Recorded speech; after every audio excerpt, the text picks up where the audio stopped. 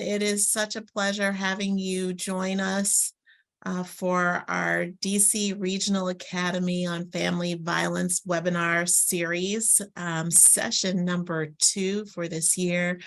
And we are truly thrilled to have Kylie Hogan from DC Safe join us to present on responding to the needs of high-risk victims of domestic violence in Washington, DC. And this series, which is supported by a grant to provide services and support children exposed to domestic violence and their abused and surviving parent, is a multi-pronged effort that includes professional development. And as we've had presentations that talk maybe more on a higher level, we also want to make sure that we're giving practical information to you to help the families that present directly to us in our own work settings. And so with that, let me introduce to you Kylie Hogan, who is the Director of Crisis Intervention Services for DC Safe and has been providing advocacy for survivors of domestic violence for 10 years. In her current role, she oversees DC Safe's 24-hour response line services and lethality assessment program. And so without further ado, please join me in welcoming Kylie Hogan. Morning, everybody. Thank you so much for joining us today. And thank you for the introduction. I'll get started in talking a little bit about our services and kind of my title and what that means will make a little more sense as I go through. I'm a fairly informal presenter. I'm going to try to get a lot of material in here. If you guys have questions, there's a chat feature, or if you want to unmute and ask your questions, that's totally fine. I know Cindy said she was going to be monitoring the chat, so please feel free to ask as you go, and we'll also have some time at the end, hopefully. So let's get started. So I'm going to start off by just talking a little bit about DC Safe Services, and I always like to start with this great visual of a timeline of how we work with clients. I often use the analogy that DC Safe is in some ways a little like the domestic violence emergency room. We are really there to try to do some crisis intervention, do some stabilization, and then start getting people connected with those long-term resources that they're going to need in their journey towards healing and safety. So typically where we are becoming involved with someone is pretty close to immediately after a domestic violence incident. Something has happened, some sort of domestic violence crisis or incident, and we are hopefully being able to jump right in there. And we always are going to start kind of immediately with like, what do we need right now? Do we need a place to go? Do we need a way to get there? Do we need a way to secure a home? Does someone need some medical care? And we're going to try to just kind of immediately see what can we offer to kind of get out of that immediate place where someone might feel unsafe or need a direct intervention. And then the hope with that is that, after someone's got a chance to hopefully get a good night's sleep, reflect a little bit, be in a safe place to pull their thoughts together, that we sit down and we start having a longer conversation about what their needs are going to be over the next few days, over the next few weeks, over the next few months. And we'll step in and provide some kind of intermediate case management and safety planning in that space, whether someone's working through the criminal or civil justice system, whether there's a housing need, whether there's just kind of a need to start getting connected to all the things in their life or update a lot of the resources in their life that may be ongoing with what has happened and what their new needs are. And then our goal is kind of, within about a month, that's typically the timeline we work with people, that kind of at that end point, at about that month point, that people have been strongly connected to long-term resources that can help keep pushing their goals down the line. You'll see there's kind of a note there that sometimes we work with people longer, particularly things like criminal cases take a little longer. If we have some reoccurring violence, we're going to keep with them. Sometimes if there are ongoing kind of tangles of housing needs, we might stay with people a little longer. But typically where we see our intervention is kind of in that, first 24 hours to about a month. And that's when clients are kind of our client timeline.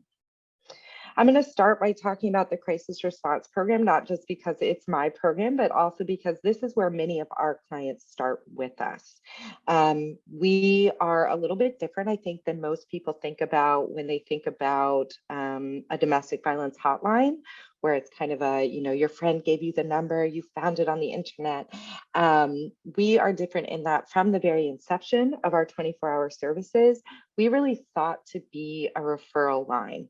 And what that means is we are trying to get our phone number in the pocket of different first responders or community resources where people are disclosing their domestic violence.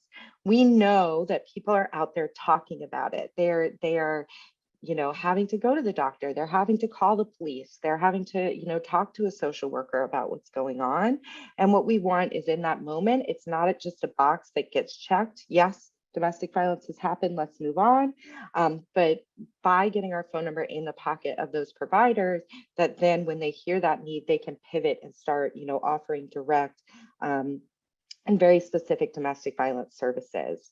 Right now, around 60 to 80%, it kind of fluctuates month to month, but 60 to 80% of the referrals to our response line come from the Metropolitan Police Department. So they're out, they've responded to a 911 call, they've identified domestic violence as being part of that, and they're giving us a call and saying, hey, this person might need your services, so that we can then call and offer it to the client directly. We like this model because it doesn't put the burden so much on the person experiencing the violence to then go out and reach out for the help. We are calling proactively to offer it. There's a lot of things that we can do that are very tangible. We can put someone in an Uber, we can find a place for them to stay tonight, we can change locks. But a huge part of what we do is just talking to people about what their options are, and not just, you can do this, this, and this, but this is what it will look like for you to do this, this, and this. So that way people can really make informed decisions about which route they want to go and how they want to address that violence. And even if they're maybe not ready to make a move, when they are ready, hopefully they become better informed in that process to get what they need. We also try to screen very early in this process for people's level of risk. I'll talk more about what that looks like, but that's something we try to do from the beginning. You guys are also going to see a little pop out there around our Acción line for to the Spanish-speaking community.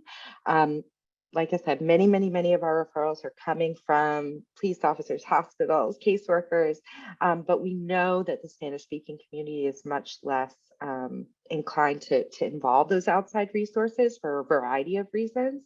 So we also have a number that we kind of get out there in the Spanish community. We get it with kind of the providers that are more specific to that community. We actually publicly publish that number, which is unusual for us, because we want to give them another route to come to us so that they don't have to engage maybe in something that they're not comfortable with in order to get a hold of us and get our services.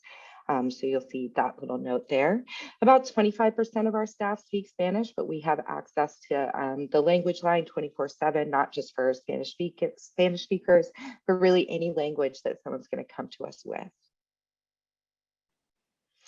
So if people maybe are starting with my program with a phone call at 3 o'clock in the morning, our goal is always to address their immediate needs, but we know that there's going to be more. And we also know that the middle of the night isn't the best place to maybe be making decisions about your next few steps. So that's where our supportive advocacy team comes in. They're actually our longest serving team. And we've been working out of the domestic violence intake centers in DC since our inception. That's where we started.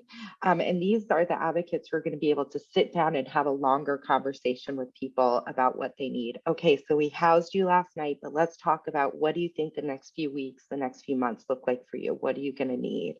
And we'll sit down and start working through that. A lot of our clients are coming into this space because they want to file orders of protection, because maybe they have some ongoing legal questions and they need a provider to talk them through that. because they're going to have more long-term needs that we're going to try to address and give them resources and get them connected to. So these advocates kind of, again, they work out of the domestic violence intake centers. That's typically, you know, Monday through Friday, 8:30 to 4:30, much more business hours. And also historically, we've accompanied people to court. That's looked a little different in the pandemic when everything is digital, but we're still trying to provide the same level of services and talk people through the same things as they come and sit with us. And I just want to touch briefly on orders of protection. Like I said, we work with a lot of clients who do want to do this, and it's a great tool for a lot of people who are experiencing domestic violence. These orders are really directed at they're directed at the abusive partner. So when people are filing orders of protection, it's always going to be about what that person can't do or has to do in ways that are going to promote the safety of the person who needs to file the order. So that could be kind of your very traditional, like, stay away from me, don't call me, don't show up at my house. Definitely, you know, don't commit further domestic violence. But it can go farther in that it can do things like vacate someone from a residence. Maybe people share a residence together, and going through a full eviction process is going to be dangerous for them to stay in the home that whole time. So it can say, nope, this person has to leave and they need to stay out. And then, you know, they'll make a decision on that in front of a judge on how to pull that forward. It can also address custody temporarily. So it can put some immediate interventions in place in terms of who should have the kids, what visitation should look like, things like that, rather, again, than going through the longer, more formal custody process. It can look at reimbursement if somebody destroyed someone's phone or broke someone's laptop, that having that person pay them back. It can order classes for that abusive partner, whether that's specific to domestic violence or maybe addressing drug or alcohol issues or parenting. So it can really do a lot. And I really, when I talk to people about orders of protection, I always remind them that they're incredibly flexible. You can ask for what you want and you can tailor it to the things that you might need. And so we've really, you know, tried to work with people to make this meet their individual need. That being said, I also always remind people that there are limitations to orders of protection. Filling out the paperwork, having to meet with the judge for an initial order, having to go back to court, having to serve an offender, right? They have to be formally served with court paperwork, which isn't always easy. It's going to require that you're in contact with this abusive partner. You have to show up in court and they have to be there staring at you, and that's not always super comfortable. It also can have impacts on someone's employment. It can cause things to escalate. There are definitely some abusive partners out there that do not care necessarily about formal consequences through law enforcement, through the courts, and this can ratchet up their behavior. So, you know, certainly orders of protection, great tools, super helpful, not always going to meet the needs of everyone. And again, this is where our being able to really talk people through what this looks like and what the process is lets them make an informed decision based on what they know about that abusive partner, and see if this is really a right fit for them or how to tailor it to make it good for them. So additional program for us is emergency shelter. Like I said, we can do placements. We can do them in the middle of the night. We can do them the next day. And we do that partially through our safe space shelter. We are, you know, our shelter keeps with the model of services we have, and that it is crisis shelter. So typically that's about 20 nights. And that's a place for people to come in, work really intensely with our shelter staff who have a lot of great knowledge on housing programs and what they look like to engage in, and really direct connections to a lot of programs in the community. And they really, from day one, when someone comes with us, we're working on those next steps. Our advocates are in-house. They've been in-house through the pandemic to provide that hands-on assistance. And we also have on-site counseling. So we have a partnership with the Women's Center where a counselor comes out and can meet with people right there in their units. We are also very blessed because we have individual apartment style units, which allows us to be incredibly flexible with the family compositions that we're taking. So maybe somebody doesn't feel comfortable in a men's shelter or a women's shelter. They don't really identify in that binary space. No problem, come in, it's your space. you get to do what you want with it. You're not, having to fit or feel like you have to fit in a specific role to be in that space. We can also take a lot of different family compositions. Someone lives with their parents. Someone has adult children living with them. Maybe somebody has a new intimate partner and their ex is threatening them both. As long as people are safe to be in our space, we can take them in, and we're totally flexible about that. Additionally, we are low barrier in our shelter placements. So we do not have a curfew. We do not have requirements around someone's sobriety or mental health. What we're really looking at is, can you come in and be safe and non-disruptive in our space? And if you can, then great. We're totally happy to provide that service for you. Our one big kind of rule, for lack of a better word, is confidentiality. As you guys might know, DC, for all of it being a very big city, is also somewhat of a small town, and we find that everybody knows everybody else. So we do ask that if people are staying with us, that they don't tell people where the location is. They don't have guests over, even if it's someone that's maybe totally safe for our client. You never know what cousin or best friend or best friend twice removed they're going to run into there, and we never want to put someone else at risk, even if our client may feel safe. The other thing that I always mention here is that typically we work very closely with crime victims compensation. Our shelter space is limited, particularly right now. Historically, we've had about 15 units. Currently, we have 4, and that is not because we are reducing services, but because we are actually building our own shelter building, which we anticipate being ready in the spring, which will bring us to 30 units. But right now, as we scale down and get ready to switch over, we are a little bit more limited. That doesn't mean if those 4 spaces are full that we're going to say, sorry, can't help you. We use hotels and other kind of intermediate spaces to meet the needs, particularly the emergent needs overnight or over the weekend when more traditional resources aren't open. And so one of the things that we do is we work very closely with crime victims compensation, as many of our clients qualify for their services, and in particularly to help move them into or give them access to additional shelter space. So anybody who has a police report for some sort of violent crime or crime that's affecting their safety, anyone who files a temporary order protection, anyone who gets a SANE exam for sexual assault can qualify for crime victims compensation. And they can help with things like emergency placement, relocation. If someone has medical bills related to a crime, they can help pay them.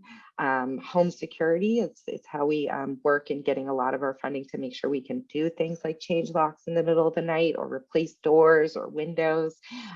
So we work a lot with them if our clients qualify to really just help shoulder the burden of cost for a lot of this stuff. That being said, if someone comes to us and they are not crime victims compensation eligible and they do not wish to become crime victims compensation eligible, that's not a problem for us. We're going to work on a solution for them.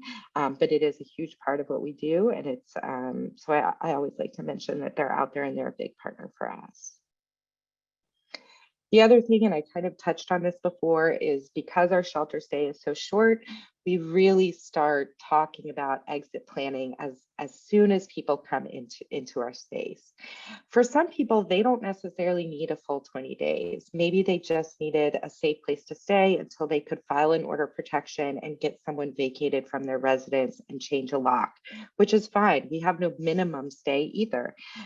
We definitely have clients who will come in even, they needed a place to stay in the middle of the night and they had a chance to sleep on it and they decided they're not ready. That's totally okay too. We don't have a minimum. We're always going to try to be welcoming in that space.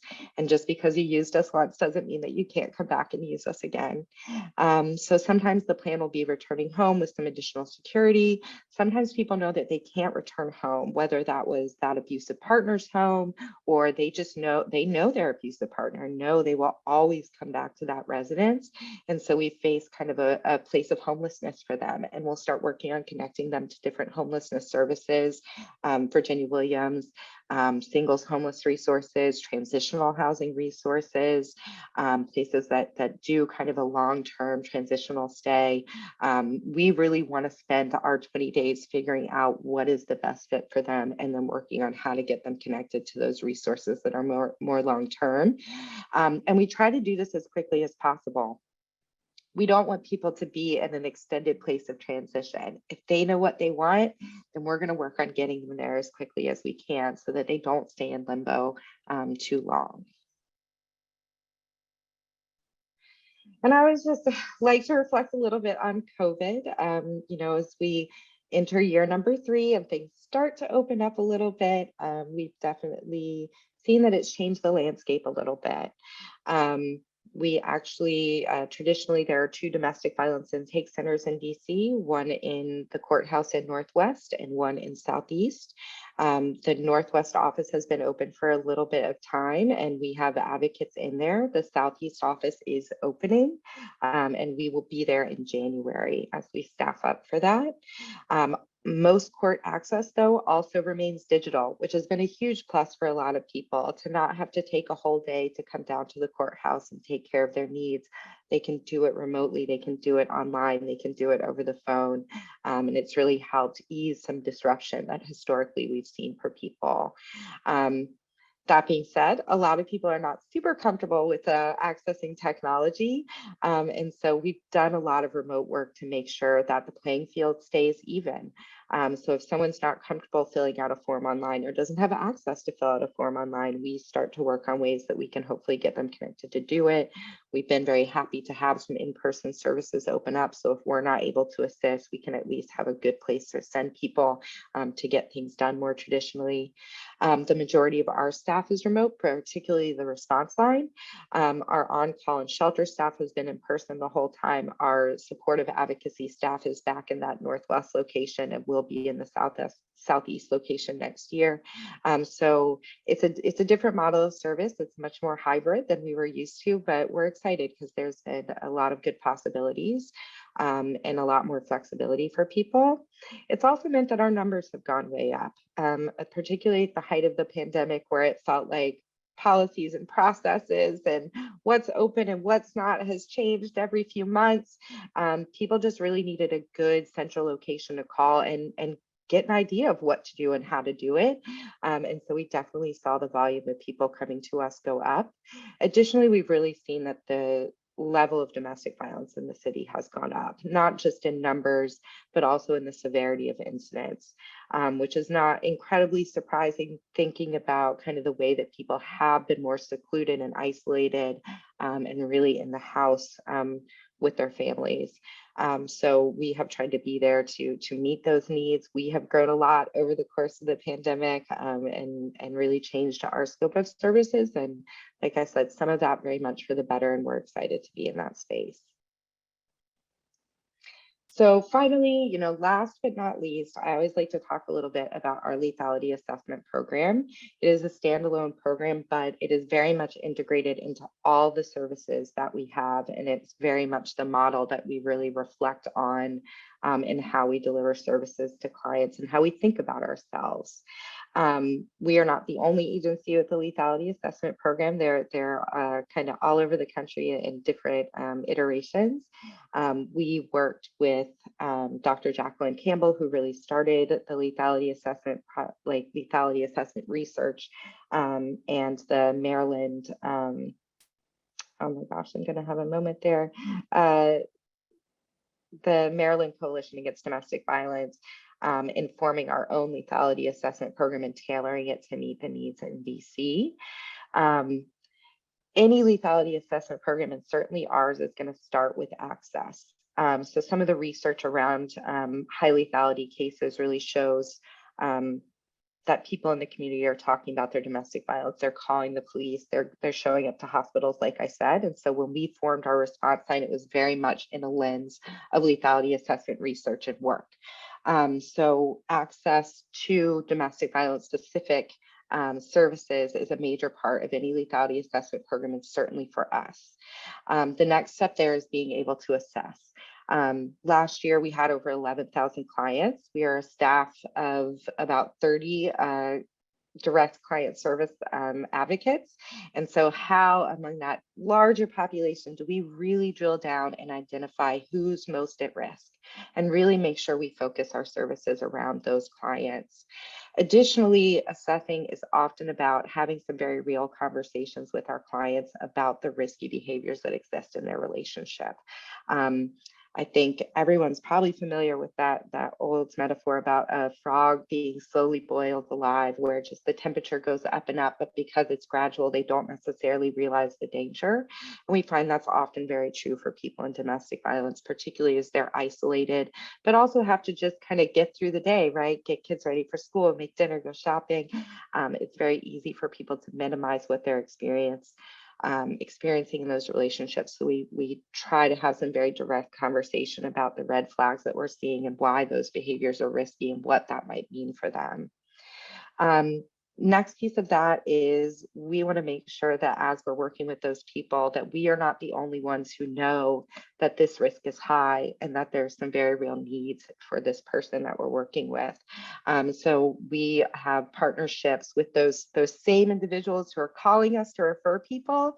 We're going to be reaching back out and say, hey, thanks for giving us a call. They still need this from you, and as quickly as we possibly can get it going.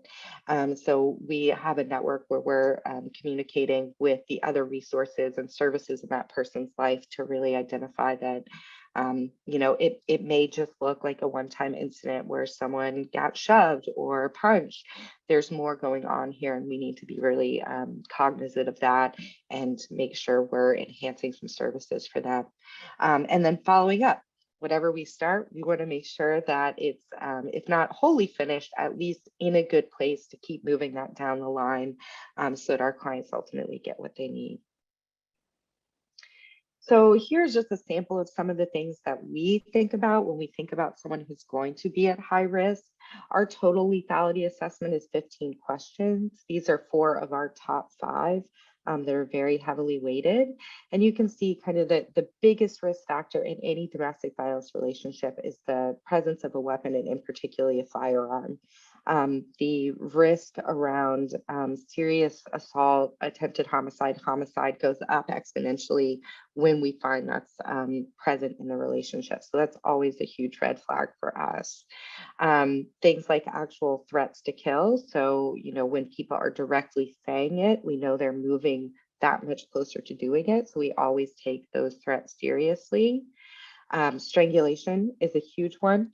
And this is unfortunately something that I often see our clients very much downplay. And I think it's only been within probably the past 10 years that research around strangulation and how dangerous that is, not just in the moment, but the long-term health effects are pretty staggering. And so that's always a conversation that we want to have and bring awareness to. We partner with the DC Forensic Nurse Examiners to help people have some very real conversations about the health risks of strangulation, as well as to document injuries when we hear about things like this. Obsessive jealousy is another big red flag. Those people, if I can't have you, no one will. The type of relationship where someone thinks that, you talk to the mailman and that must mean that, you're trying to flirt with them or get together with them. And you can't do that because you're mine. People who are trying to control every aspect of someone's behavior because, again, they're starting to look at you like a possession. And that really ties in with that sexual assault piece. When we find that within relationships where there's domestic violence and it's escalating to some sort of sexual assault or forced sexual acts, we are moving towards a place where this person is much, much, much more likely to severely hurt you. The violence is likely to escalate up to and even to homicide. So these are things that when we are hearing about them, and often we don't need to ask, we hear about them when we ask, tell us about the relationship, tell us about what's going on. We know that we're entering a risky space for that client, and we want to have some very real conversations and offer some enhanced services. Like I said, a huge part of this, and I just realized my formatting is messed up. fix that later. But a huge part of our lethality assessment is not just kind of us having those conversations, but getting that information back out there and asking for our partner agencies to step up in these relationships. So we work with the Metropolitan Police Department, U.S. Attorney's Office, CSOSA, which does parole or probation for DC. So if somebody wants to pursue a police report, or they want to be involved in a criminal case, or they know that their offender is under supervision and feel like that their supervisor needs to know that they're out there committing additional offenses, we're going to work and try to get that connected, get those agencies connected to our client and really move those things forward. On the other side, there are kind of our more social service centered agencies, DHS, not only around somebody's maybe benefits, maybe they need to remove an offender from their benefits or change their address, but up into, you know, some of our clients are experiencing homelessness at the same time that they're experiencing domestic violence, and they've been in shelter or in rapid rehousing with their offender, and maybe we need to say, hey, they need to step back, or this person really doesn't need to be part of their household anymore. The Department of Behavioral Health is another big one for those individuals who maybe are experiencing some mental health symptoms as they come to us, or maybe have been engaged in those services long term, but have been isolated from their services, had their medication taken, things like that. We're going to reach out and try to get a very swift intervention. The DC Housing Authority, particularly, we see that for our people who might need to move. They don't want to lose their voucher. They don't want to lose their housing subsidy long term. That's going to be a big part of being able to keep their life stable. So we're going to reach out and see if we can get some interventions there. Or Children and Family Services is another big one. We want to be able to let CFSA know, hey, they're working with us. They're doing what they have to do to keep these kids safe. This is maybe what they still need, or do you have a solution for that? And just keep those conversations flowing. I think the one thing that got cut off here in the formatting is we also work with the DCPS, so DC Public Schools. So if kids need to miss a couple days while mom works on safety, if somebody maybe needs to move and transfer schools in the middle of the year because they're not safe returning to that location, things like that, we're going to be reaching out and just trying to facilitate these conversations, take the burden off the client, and get some of these services moving for them as they work with us. So I'm going to pause there. That's kind of talking about us and what we do. This might be a good opportunity if there are questions before we talk a little bit about screening and safety planning in general. We do have a couple questions. Mm-hmm. For the number to call, do you have an updated one? I have that at the very end. Okay. Big and bold. So we'll have Okay. our phone number out there for everybody. Absolutely. Okay. And then can DC Safe interact with agencies and jurisdictions outside of DC? So we can, but we don't have the same formal partnership with them. I think, you know, a really good example that just happened this week is we had somebody who their offender was under supervision. They were on probation out of Maryland, not out of DC. So in those moments, we will go and start digging and find that information and have those conversations across jurisdiction. It's just not quite as easy as when the services are in DC in the same way.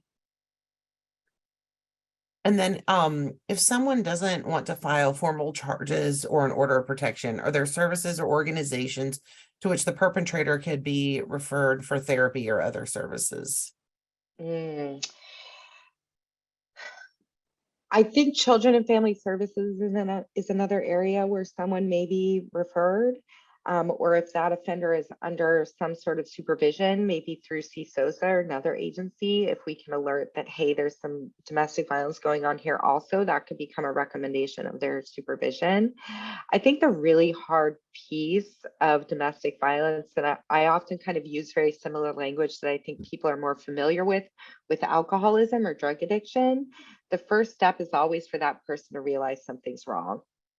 And so if there's not going to be some sort of authority like the courts that come in and necessitate that they go get help, they have to realize they need the help in order to get it. So certainly people can provide information on here's therapy, or this might be where you go. But often we find a big part of the way an abuser thinks about their behavior is that this is okay. This is my spouse, this is my girlfriend, and it's okay that I do this. I didn't do anything wrong. If you wouldn't have burnt dinner, if you would have been on time, if you would have made the kids stop crying, I wouldn't have done this. And so it's really hard, I think, to try to make that recommendation when someone's not coming to it by themselves. So that can be a little bit more tricky. Certainly there's lots of resources in DC, but we often don't talk about that just because the whole point of the relationship is there's a power imbalance. So how does that person without power get that other person to engage? That's a really hard thing. Does DC Safe have a legal obligation to notify MPD of a survivor in a high-risk situation? So we do not. We are a confidential service, and actually the title of the advocate is written into DC code and has some very specific confidentiality requirements and what we're allowed to share without someone's permission. We are mandated reporters if there is child abuse actively going on. So we do have to make those calls to CFSA if someone's telling us about child abuse or neglect. And also if someone says they're going to hurt themselves or others, certainly we have to make a phone call. If we think there's some sort of immediate danger, you know, I'm on the phone with someone and I start hearing argument or escalation, I need to make a phone call.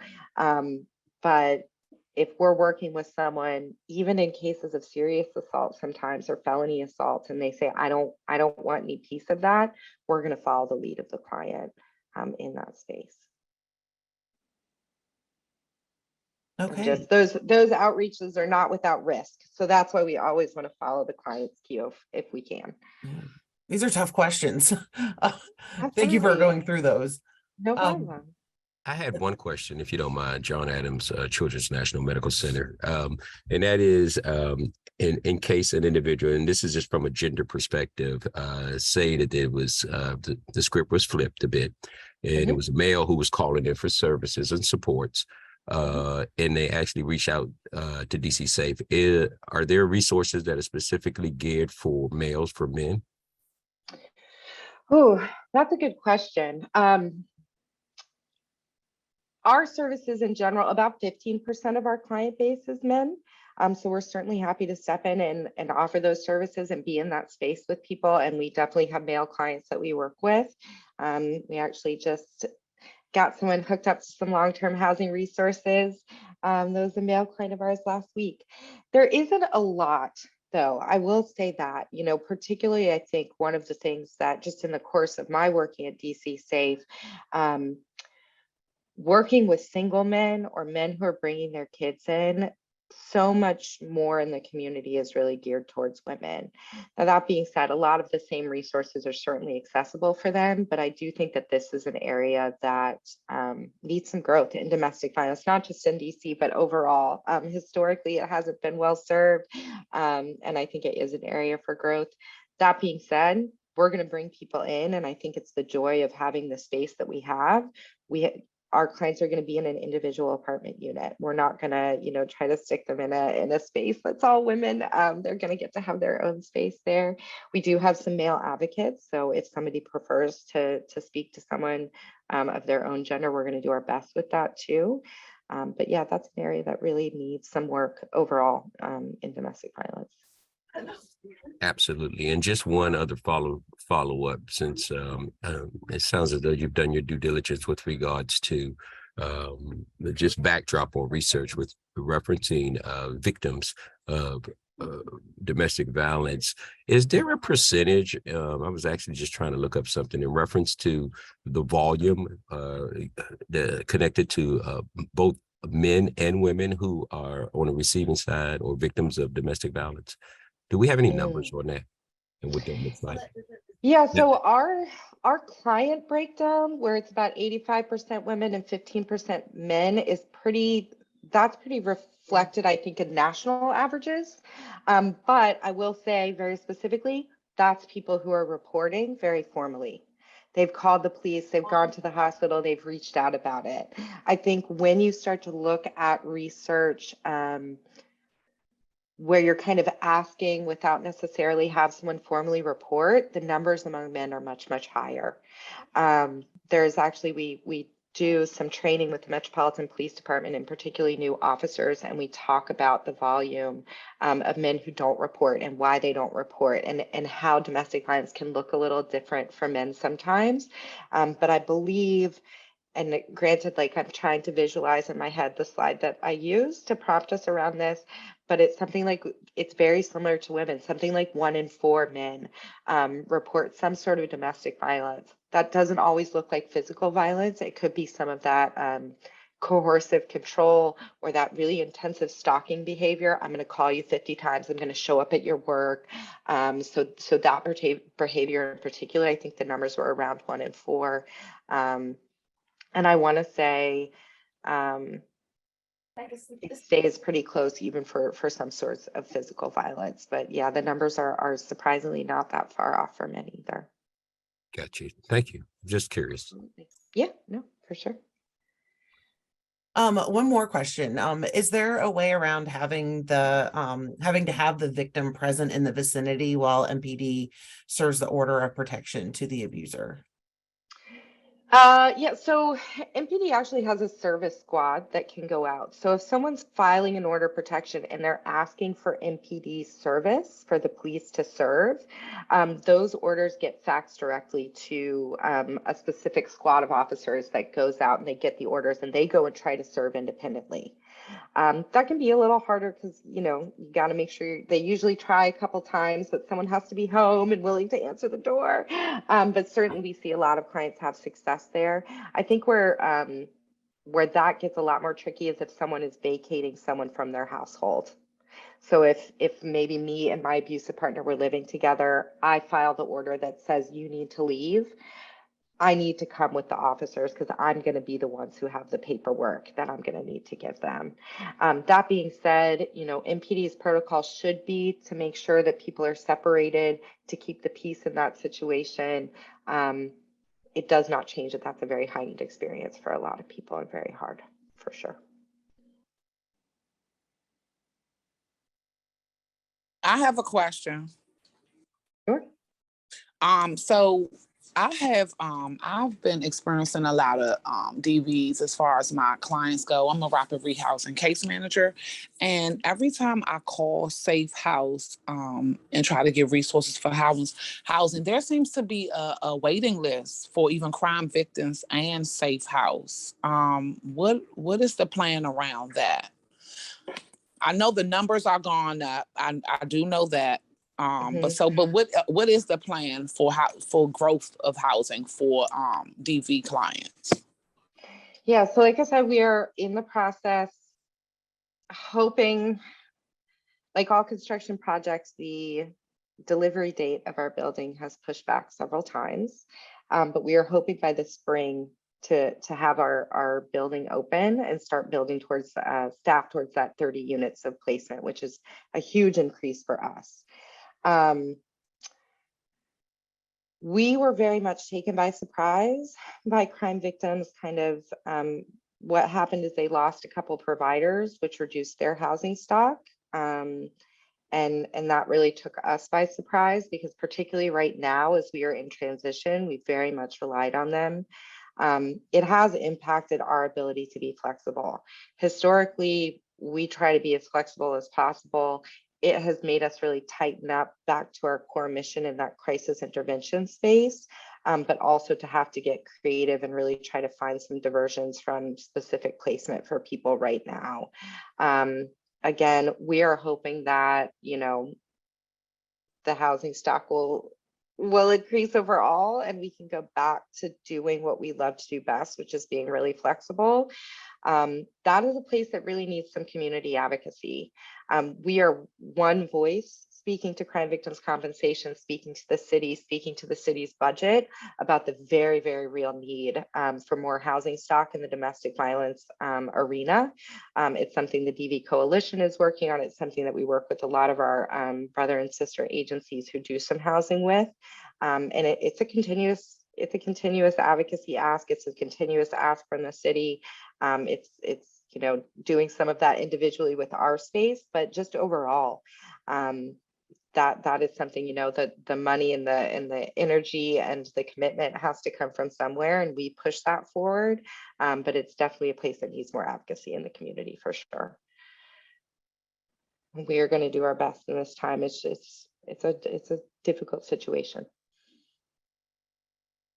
I agree. And I think that as a community, as us in the community, that we should be advocating for that as well. But thank you. I appreciate that. Yeah, absolutely. I wish I had a better, no, we've got some sort of sparkly unicorn down the end of the tunnel. And it's really, that slow grind of really emphasizing this is need in the community and getting the wheels rolling. We have Oh. do you have time for more questions, or do you have more stuff that you Well, I want to? know we have about 15 minutes. I definitely want to touch on screening. If we maybe want to hold and then come back, I really appreciate you guys' question. I'd love that you're having a robust conversation. I don't want to set that down, but I want to make sure to grab this last little piece for you. So I'll try to get through quickly. I believe that the slides are shared and can be shared later too if people want to come back and reference. So I'm going to hop right in. I'm going to try to get through. Oh goodness, fun transitions here. So I want to start by talking about screening. So like I said, a lot of people are in the community and they are disclosing their domestic violence, but it's also critical to ask in those places where you have the opportunity to do so about what's going on in people's lives. So as we think about how to bring up what is often an uncomfortable piece of conversation, just some tips, some things to think about here. We actually worked with the DC Forensic Nurse Examiners to come up with some of these questions in terms of what to ask and how to ask it. And you'll see that they're fairly direct. Are you currently, or have you been in a relationship where you're physically hurt, threatened, or made to feel afraid, right? Just asking it straight out. Again, I think that can feel very uncomfortable for a lot of people, but it's important to be able to ask it in a very straightforward manner, because it says you're not afraid to talk about it. I can ask about it directly. I'm not afraid to talk about it with you afterwards. Are you in the relationship now? Do you have any current injuries or concern, right? Or some logical follow-up questions after that space. And it's something you want to just get comfortable asking of everyone. One of the things we talked about is being able to ask that privately, right? We don't want to ask that when there are other people in the room, particularly if we are worried that other person might be the person hurting them. And we want to avoid kind of leading questions like, are you safe at home? Okay, right? We want to be able to ask the question very directly. We don't want to lead with it. And we want to stay very open, right? So asking the question and being comfortable kind of sitting back in your seat, your body language in this moment is always super important. Being comfortable with a little bit of silence in this space and letting people think about it and respond, and not feeling like you have to rush to another question. Just keeping that eye contact, anything you can do to make that feel normal. We ask this of everyone. So it doesn't feel like anyone's singled out. It doesn't feel like you're uncomfortable with the question. That's always going to be key. Time, obviously, I know for a lot of healthcare providers, for a lot of people in helping fields, time is a huge barrier here. Having the time to sit quietly and comfortable is a challenge, but it's super important. We also know it's a very personal question, and that can be challenging. And there are also some, you're going to run into different cultural norms, different, levels of knowledge and understanding of what a healthy relationship might look like. And so again, I think that's where using those very specific examples, have you been physically hurt, threatened, helps pinpoint things. It makes it less vague. It gives some specifics around it. We also need to be very much aware of our own kind of biases and conceptions of who experienced domestic violence and what that looks like. And I know one of the things that has stuck with domestic violence for so long is, why doesn't someone just leave? And it really puts that burden of responsibility back on the person being hurt, which is not successfully getting anyone anywhere. So really thinking about, is there any personal hang up I need to be aware about myself? And particularly as you start doing the screening and having that experience, making sure you're reflecting on that internally. And another huge thing is just being aware of your obligations. When you hear what you hear, what is that going to put you in a position to do, and making sure that you're honest with people about that. You don't want to start forming a relationship or getting people in a place of trust just to make them feel betrayed. So we always talk to people about being very open about their own responsibility and their role and what they may be required to do if someone tells them.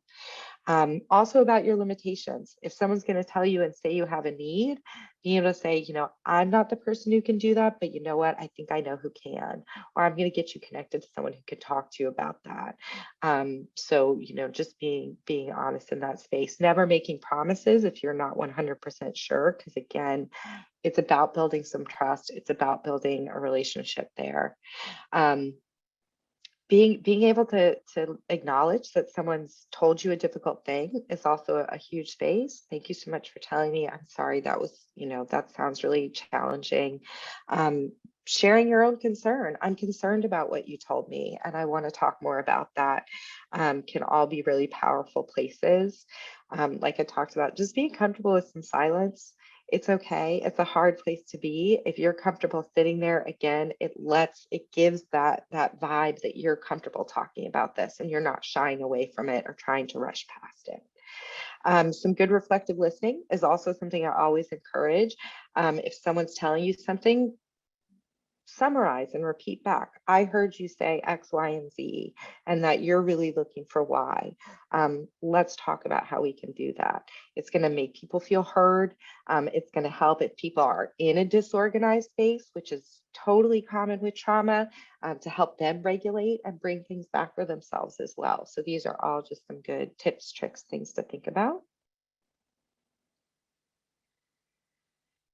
The other thing that I always like to talk about before I really talk about safety more specifically, or safety planning, is that it's important to acknowledge that anytime someone's reaching out, there is risk. When people are reporting, when people are seeking to make changes in their relationships, they're trying to get their power back, they're trying to leave, there is risk associated with that. And so again, thinking about that long time kind of myth that clings around domestic violence, why don't they just leave? And it's because any action is not without consequences. So, whether that's as simple as, I'm sure everyone here is a mandated reporter of child abuse. So if people start, talking about what's happening, that may trigger a call to CFSA. And honestly, in the clients I work with, that is the thing they worry about the most. Having someone come in, that fear that they're going to lose their children. I know that is not the goal of Children and Family Services, but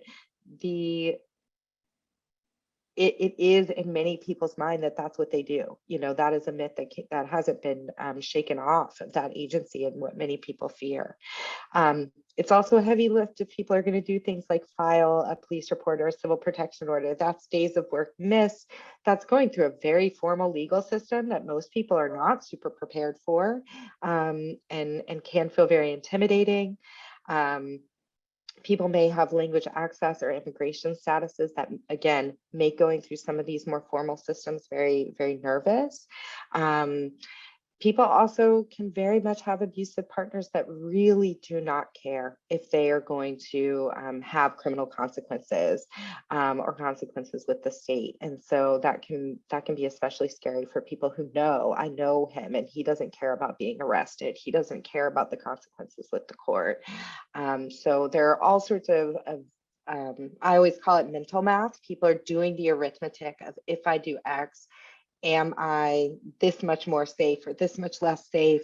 And is that worth the potential reward at the end of it? So if you're working with people and they are not ready to go forward, it's not necessarily that they like what's happening, that they're ready to accept it. It's that, they are weighing all these things and trying to figure out what is going to work best for them and what that level of risk is on the other side. So when safety planning with someone, I always encourage people. I think people always think like I have a checklist of like, you need to have your ID and you need to have savings account money and a place with some clothes hidden. But I really encourage people to think of it more as like a brainstorming space. It really starts with listening. I always, we in our work come into this work in a space where our client is the expert in their own lives. I don't live their life. I don't know what it's like. I don't know this person. This is, often their abusive partner. They have a long-term relationship. They know them. And so I really want to listen to the things that they have to say. And I want to validate, that they make choices to manage what's going on in the best way that they can. My job is to bring some additional resources, some additional information, some additional possibilities into that conversation. But I'm always going to come back to the idea that they live their life and they know it best. So the other thing that comes along with that is as we start working through some of these things, perspectives change over time. So what we started with may not be what we end with. And so being open to being flexible. A good place to start is to offer our services. You're talking with someone, I'm concerned about your safety. I know of a couple things, but would you like to talk to someone who knows a lot? Would you like to be on the phone with an advocate? They're not, I always like to encourage people to throw in, they're not going to make you do anything, but they can talk to you about the possibilities that are out there. Because a lot of people, again, they get worried once you open the door and you start telling people about it, that it's going to force their hand in some way, and that can be very scary. Really letting people come up with their own plan and then trying to be that place of reflection for them. So I hear you're saying you want to do this. I'm worried about this possibility. You want to stay at home with the lock change, but you told me that he's kicked down your door a couple times. Do we think that's really going to achieve safety? What do you think might be different this time? And really being that place of what if we do this, what does that look like? And how might it change over time? And what can we do if it does change over time? So let's try this, but don't forget that this other thing is always on the table for you. So it's really about being a reflective tool for people and adding to their toolbox of safety measures so that they hopefully can find the right path for themselves. If you think about domestic violence as being about control, which we really look at that lens that, yes, the violence is part of everything that's going on, but it's a tool that one partner uses to take control of the other partner's life. Having these conversations, listening, reflecting, giving people options helps that person take back some control in their life, which is ultimately going to be a hugely powerful thing in their healing. So we really try to stay in that space. So that's really kind of brings us to this slide, which is kind of our philosophy as an agency and why we're kind of looking at safety planning in this lens.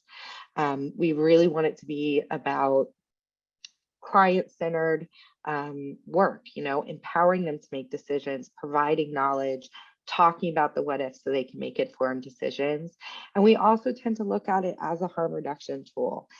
No one is a white knight or a magician who can just put someone in a little safety bubble and keep them safe forever.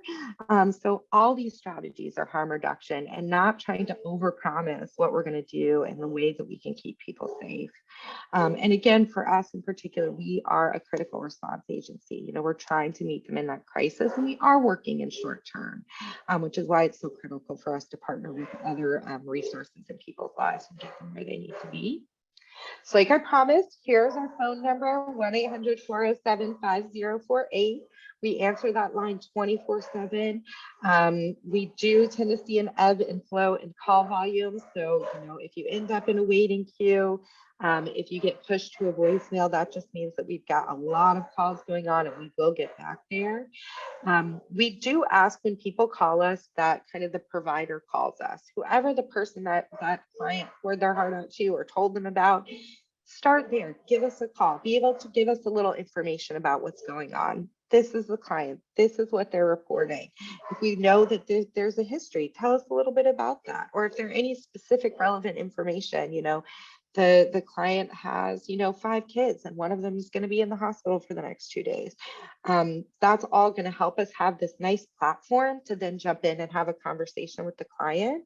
It also prevents the client from having to repeat themselves over and over again. So it really helps us start that relationship off on a good foot. Like I said, I will share this around so you guys have it. I know I'm getting there with like 1 minute. Again, you'll get this. These are a lot of other different organizations in DC that work with domestic violence in different ways and different special populations. So you'll get that to share. And then hopefully we can get to the rest of the questions.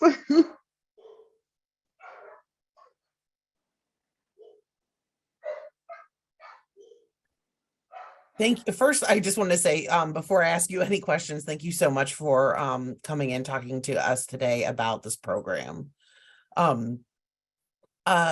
So what I think you already answered this one question, but can hotel rooms be offered for DV victims?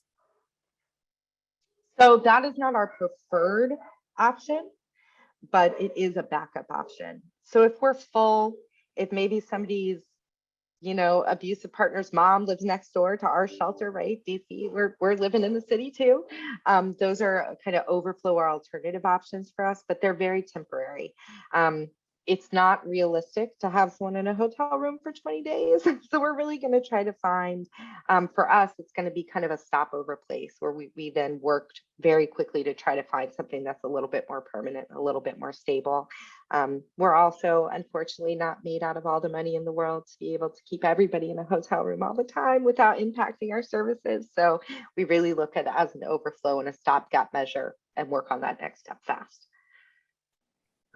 We did have a couple more questions. I do want to be respectful of everyone's time and thank everyone for joining today. Do you have time to answer 2 more questions? Yeah, I do. Okay. Absolutely.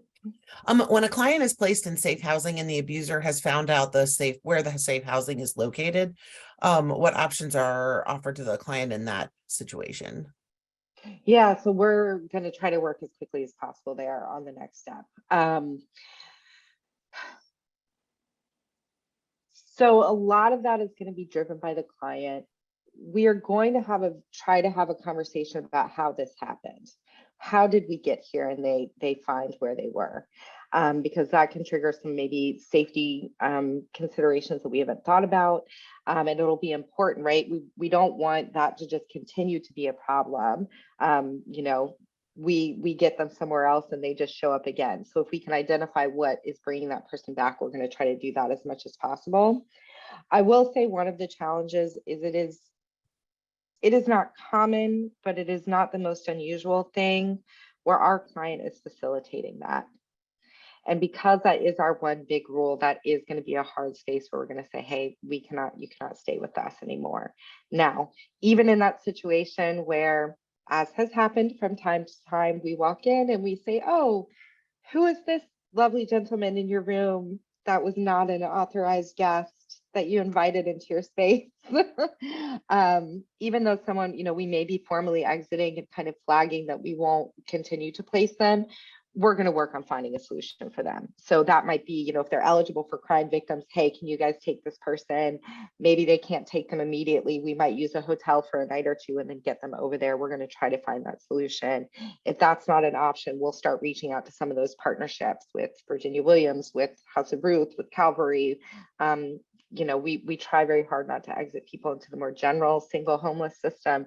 If we have to, then we're going to use that, but we're going to try to give them resources to make that as easy as it can be.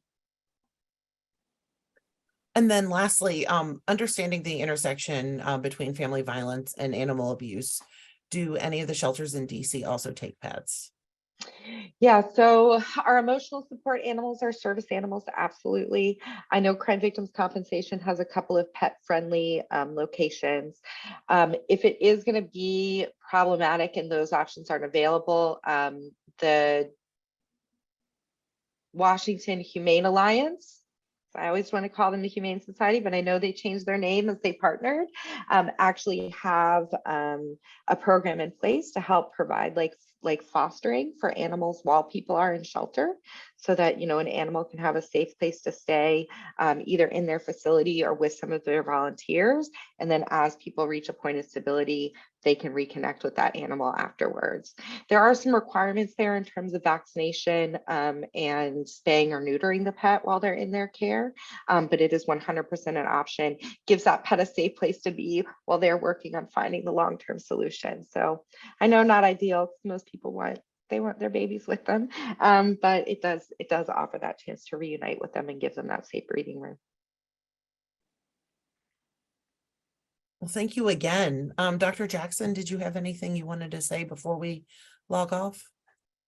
I first want to say thank you so much, Kylie, for sharing such vital information. You know, again, it's important for us to know what happens and what is available to us locally, and not solely kind of the academic lens. And you kind of provided all of those things for us on some level. But this was really practical for our own interactions day to day with patients and families. And so thank you, one, for what you do, and for being accessible to us. For those of you who work at Children's National, we do have a memorandum of agreement or understanding with DC Safe, so that we are able to have them kind of formally respond to Children's National when there are concerns for intimate partner violence. And they're a great partner, and we are so thankful to have that. I also just mentioned that the Child and Adolescent Protection Center does also provide mental health services to children who've been exposed to domestic violence and their maltreated or survivor parent. And so if you have concerns like that, please feel free to contact us. You can send an email to capc@childrensnational.org, and then the number is also in the chat. So stay tuned. In a couple months, we'll do this again. Thank you guys so much.